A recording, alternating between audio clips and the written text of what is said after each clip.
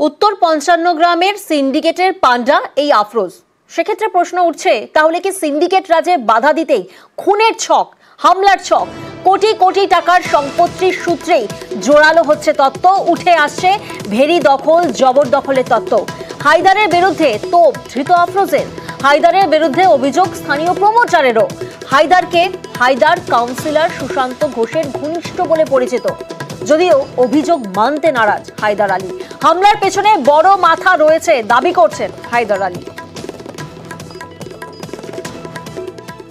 গুলজার যা বলছে তো মিথ্যে কথা বলছে। প্রথম কথা এই কেসটা ঘোরানোর জন্য একটা ও নিজের উপরে সব বলছে কি আমার 2 এরিয়া ছিল, যদি হয়ে থাকে তাহলে 71 এখানে আছে তো, যে দেখে নেবেন আপনারা কি আছে। এবার গুলজারের সঙ্গে কোন প্রমোটার কি বলেছে ওটা আমি জানিবি না, আর আমি বলতে পারবো না। 2000 স্কয়ার ফিট যদি অনার থাকতো তাহলে কি ও ক্রাইম করতো, লোক কি মারতো? আমার মেন ওখানে কথা হচ্ছে যদি আমি করে থাকি তো আমাকে মারতো, কিন্তু পুরো গেম সাজিয়ে বাইরে থেকে লোক আনে দাদার কাছে পুরো টাইমিং ফিক্স করে দাদা কেন মারতে গেছে? 2000 স্কয়ার ফিটের জন্য অত বড় গেম হবে না, এর পিছনে বড় গেম আছে।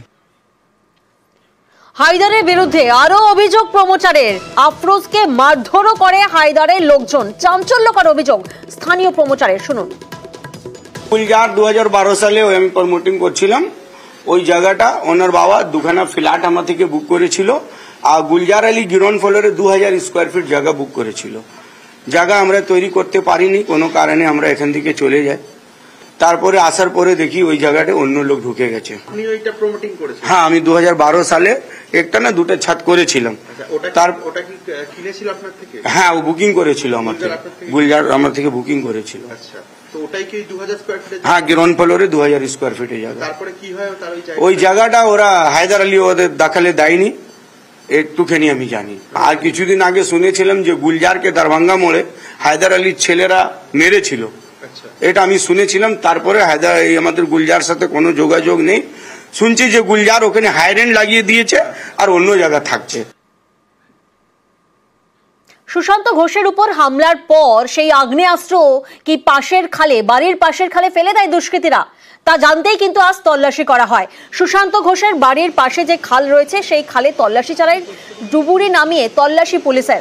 আগ্নেয়াস্ত্রর খোঁজে খালে পুলিশের তল্লাশি চলে, 1 ঘন্টা তল্লাশি চলে এবং 1 ঘন্টা সেই তল্লাশির পর বন্ধ হয় অভিযান।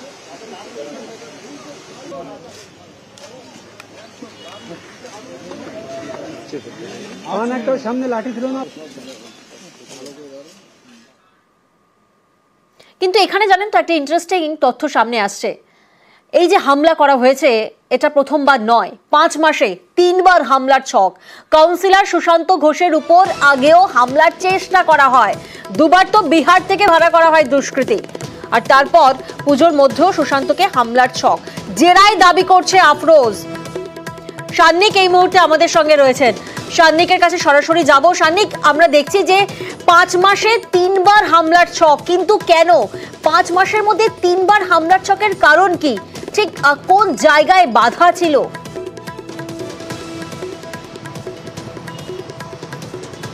প্রিয়াঙ্কা, কারণ বলতে গেলে প্রথমেই বলতে হয় যে এই সব কিছুর পেছনেই কিন্তু মূলত বিভিন্ন রকম বিবাদ, অর্থাৎ জমি সংক্রান্ত, ভেরি ভরাট সংক্রান্ত, অর্থাৎ এই সমস্ত কিছুর পেছনে কিন্তু সিন্ডিকেট সংক্রান্ত বিবাদই সামনে রয়েছে।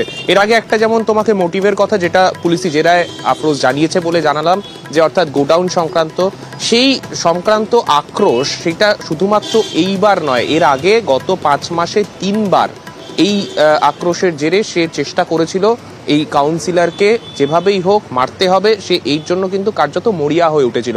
শেষ 5 মাসে যদি বলি, জুলাই মাসে একবার, অক্টোবর মাসে পুজোর মধ্যে একবার চেষ্টা করা হয়েছিল সুশান্ত ঘোষকে মারার, এবং তারপরে এই নভেম্বর মাসে, অর্থাৎ এতবার তাকে মারার প্ল্যান বানানো হয়, কিন্তু আগের 2 বার কিন্তু প্ল্যান বানচাল হয়ে যায়।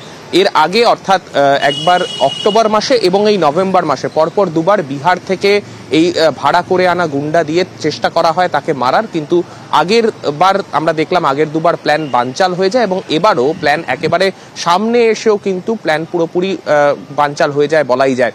তো এই জায়গায় দাঁড়িয়ে পুলিশের মনে যে সবার আগে প্রশ্ন উঠছে যে বারংবার তাকে মারার ছক মূলত কিসের জন্য এই আক্রোশ? শুধুমাত্র জমি সংক্রান্ত বিবাদ নাকি কোনো পুরনো শত্রুতা? এই বিষয়টাই কিন্তু এই মুহূর্তে পুলিশকে সবথেকে বেশি ভাবাচ্ছে প্রিয়াঙ্কা।